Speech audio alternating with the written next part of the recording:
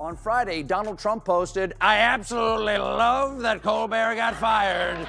His talent was even less than his ratings." Would an untalented man be able to compose the following satirical witticism? Go ahead and say it. Cancel culture has gone too far.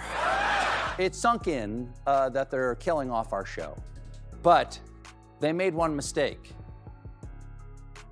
They left me alive. And now for the next 10 months... It started like any other night. Colbert in a suit, Trump somewhere rage tweeting in a bathrobe. But then the jokes got sharper, the smirk got smugger, and suddenly Stephen went full savage. Were we talking 10 minutes of scorched earth comedy so brutal? It probably matted Trump's hairspray curl, no cards, not ill, just Colbert serving piping hot truth wrapped in sarcasm and sprinkled with glittery disdain. Trump wanted a war of words, but he brought a crayon to a Shakespeare fight, theirs. Anyone even cares about the guy? I don't understand it. Why they would be so interested. He's dead for a long time. He was never a big factor in terms of life. There's a certain type of magic in watching a man who claims to be a billionaire get owned by a man who macaches living telling bedtime jokes to America's insomnia. And when that man is Stephen Colbert, you know Trump's ego is about to be flattened, harder than a MAGA hat in a steamroller factory. Because nothing screams poetic justice like a late-night comic handing a president his own spray-tan backside on a silver platter. It's just Saturday. On Saturday, Trump surprised the world, announcing that the U.S. launched strikes on 3 Iranian nuclear facilities. Now, were we facing an imminent threat? I don't know. On one hand, Iran's slogan isn't "Life to America." But it's hard to trust Donald Trump to be the one making these kinds of decisions. It kind of feels like we're all in the back seat while the Uber driver goes on a road rage. See, Donald Trump tried to pick a fight with Colbert, which honestly is like a raccoon challenging a flamethrower to a staring contest. And Colbert with that signature grin that screams, "I read books and I know what verbs are," did it just hit back. He threw a comedy highmaker so spicy it could have been served with a side of Tums at Mar-a-Lago's all-you-can-eat buffet off delusion. Tonight, ladies and gentlemen, my mustache comes to you with a heavy heart because while I was on vacation, my parent corporation, Paramount, paid Donald Trump a $16 million settlement over his 60 Minutes lawsuits. As someone who has always been a proud employee of this network, I am offended. And I don't know if anything will ever repair my trust. Trump, whose idea of intellectual rigor is yelling fake news at microwave beeps, apparently didn't realize that Colbert has been weaponizing sarcasm since before Melania learned to blink on command. So when Trump came lurching into the arena thinking he'd clown a man whose entire job is professionally clowning clowns, he ended up doing what he does best, humiliating himself on a national scale. All this heat may be affecting the president because, and I want to be Sir, I want to be sensitive about this. His skin seems to be falling off. Trump was speaking on the White House lawn earlier this week, and see if you can pinpoint the moment the cameraman got a little distracted. At the end of 50 days, if we don't have a deal, it's going to be too bad. We get more aggressive. Yeah, the tariffs are going to go on and other sanctions go on. Holy Sephora sample counter! Let's be honest, Trump attacking Colbert is like a turkey challenging Gordon Ramsay to a roast-off. One of them has Michelinsters and the other is just well-stuffed with nonsense. And the only thing Trump has successfully roasted is the integrity of American democracy and maybe his own hair follicles. Lacked a certain showmanship, which is surprising because we heard it had tanks and stuff, but in reality, this is what you got. Well, of course, the White House claims that 250,000 people attended, so now apparently 250,000 people looks like this. They must be really good at So Colbert took the stage, probably in a well-tailored suit that didn't look like it was borrowed from a 1990s menswear house fire sale, and let it rip. Hadn't just clapped back, he composed a symphony of shade and conducted it with finesse of someone who's read a constitution and didn't try to eat it. Because Trump's latest tantrum, a full-on meltdown that made Chernobyl look like a lukewarm bowl of oatmeal. The man is out here raging about late-night comedians while simultaneously he's not watching Theme obsessively at 2 a.m. like a divorced stalking his ex-wife's Instagram. And the irony, Trump's whole persona is basically a late night parody of a president that somehow escaped the writer room and ended up in the Situation Room. The only difference is that Colbert's parody has punchlines. And Trump's presidency was the punchline. That's not political commentary, that's just natural selection on pause.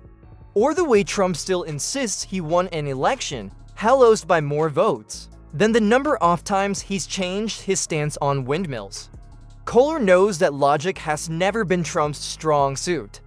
His actual strong suit is denial, and even that's starting to look threadbare.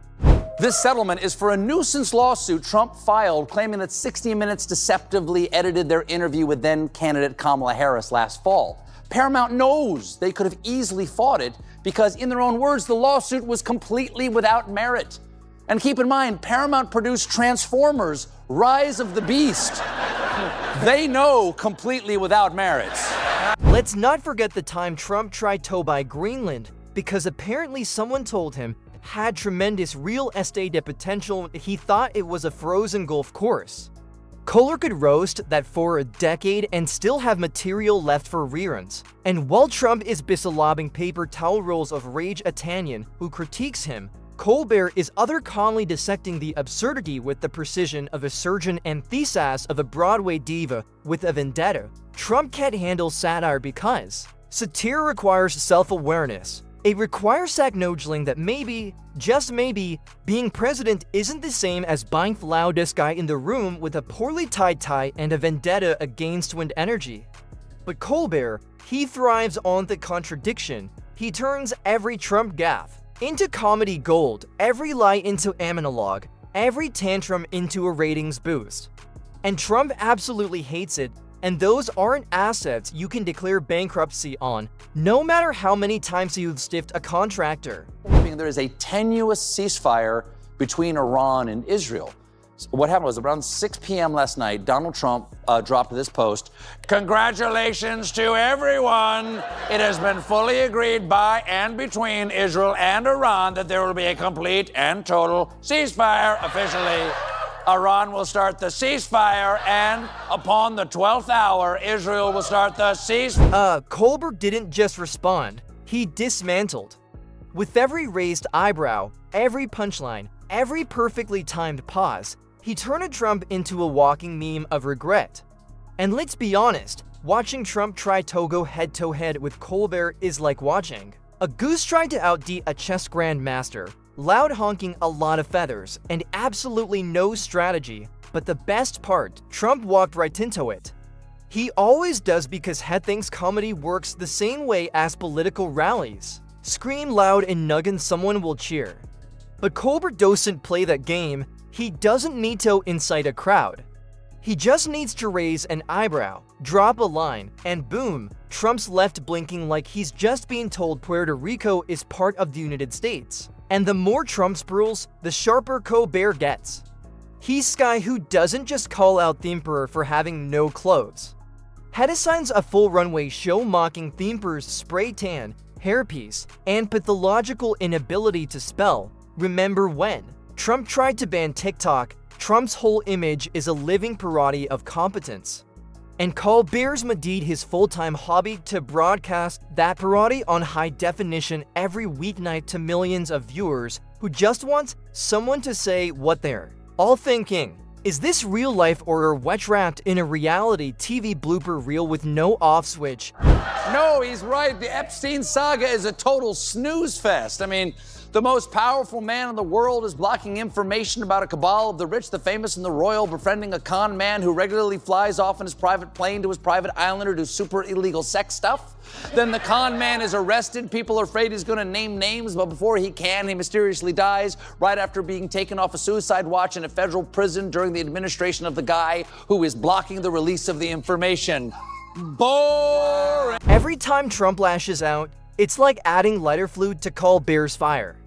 You can almost hear the producers at CBS popping chompy every time Trump rage posts about very unfair late-night losers, because when a man who once suggested injecting Bleach into humans calls Yao dangerous, you know you're doing something right. Trump tries to plate her, but his skin is thinner than ice at a climate change summit. He can't handle comedians, can't handle critique, and definitely can't handle being the butt of a joke that doesn't come with applause from a sycophantic crowd. Meanwhile, Colbert is the guy standing in stage calmly pointing out that the emperor is not only naked but also yelling at a lamppost about voter fraud. And if that's not Emmy-worthy, nothing is. Remember Trump's take on forest fires, raking the forest? That was his plan. A man who thinks the Earth's lungs can be maintained with a leaf blower. Trump is obsessed with image, but Colbert is obsessed with truth. One covers up facts with faketons and fog machines. The other peels back the nonsense layer by layer like an onion of absurdity, making you laugh and cry at the same time. Mostly cry from lying to hard or from realizing this guy once had nuclear codes. And it drives Trump mad. For years, before he was, reelected, and recently, since they all got into office, a bunch of high-ranking people in Trump's administration have kept promising to release the files surrounding Jeffrey Epstein, his mysterious clients, and his suspicious death. But now, suddenly, for reasons that I legally cannot think of, Donald Trump seems desperate to stop us from knowing who Jeffrey Epstein's clients. He can't silence comedians because jokes travel faster than lawsuits. He can't tout with Colbert because that would require reading something longer than a menu. He can't even distract from the roast by bragging about crowd sizes and more because Colbert's punchlines pull more views than Trump's very legal and very cool press conferences. Even better, Colbert doesn't need to exaggerate. He just puts the absurdity in context and lets the audience do the rest. It's like watching someone slowly realize their business mogul hero one street to buy a hurricane with Sharpie ink and wishful thinking. At this point, Colbert's roasting Trump with such precision, you'd think he majored in political satire and minored in presidential clown studies. And let's face it, there's been no shortage of material. Trump's social media app is flopping harder than his Casino ventures. His legal woes are stacking up like expired Trump steaks in a Mar-a-Lago freezer. And yet, he keeps charging into battle like a malfunctioning Roomba to fight a mirror. And Colbert just sits back, popcorn in hand, monologue loaded, ready to turn Trump's latest misfire into comedy carnage. Trump wants control, Colbert wants comedy. And let's not forget Trump's idea of clapping back is releasing a press statement that reads like a ransom note written by a sleep-deprived editor. Meanwhile, Colbert's rebuttal is 5 minutes of razor-sharp satire delivered with a grin so smug it could power a Tesla. Unlike the payoffs from ABC and Twitter, Paramount's settlement did not include an apology. Instead, that's good. Instead, the corporation released a statement where they said, "You may take our money, but you will never take our dignity. You may, however, purchase our dignity for the low price of $16 million. We need the cash." See, the fact remains, this isn't a fair fight. It's a massacre of dignity, of logic, of hair gel budgets. Trump can scream all he wants about low ratings and very unfair jokes, but Colbert has already won, not with volume, but with precision, not with rage, but with ridicule, not with rallies, but with roasts. And Trump, bless his overcooked ego, keeps coming back for more. Like a moth to a flame or a con man to a courtroom. Every time he attacks Colbert, he gives him more ammo, more content, more reasons for us to grab the popcorn and tune in. So, if Trump thought he could outmatch a man whose job is making America laugh at the absurdity of politics, he should probably stick to what he's best at: losing lawsuits, dodging subpoenas, and mistaking satire for fake news. Because when it comes to a war of words, Colbert's not just playing chess. He's playing for sarcasm on a late-night stage. While Trump's still trying to remember how the horse moves at this point, Trump going after Colbert is like a flamingo challenging a wood chipper.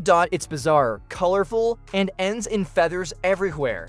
The man who stared at a solar eclipse with his berry balls really thought he could outsmart the human embodiment of a Harvard degree and a mic drop. Trump's rebuttals sound like expired fortune cookies read by a malfunctioning Furby, while Colbert's clapbacks land with Thielgen's of a Shakespearean insultrupt in a roast beef sandwich. See, last week, Trump's press secretary said this. I have a message directly from the president, and I quote, "Based on the fact that there's a substantial chance of negotiations that may or may not take place with Iran in the near future, I will make my decision whether or not to go within the next 2 weeks." That would have been perfect for me, because we would have been on vacation next week and I wouldn't have known any of this was happening. Now I'm gonna have to cancel my reservation at Sandals Fordo. And every time Trump rants about nasty late night guys, Colbert's ratings spike like Mar-a-Lago's thermostat during Acclimate Change Denial Convention. It's showinessly a gift. Trump is the only person who can lose an argument Hester did against a man, armed with nothing but a tie clip and a thesaurus. Meanwhile, Colbert's desk might as well be thrown, and his monologue a royal decree of comedic doom. Trump could spend the next 5 years tweeting from whatever social media bunker he's currently hiding in, and Colbert would still turn each typo, tantrum about a typo into pure gold. It's not even David versus Goliath. It's Goliath accidentally hitting himself in face with his own club and Colbert narrating it in iambic pentameter.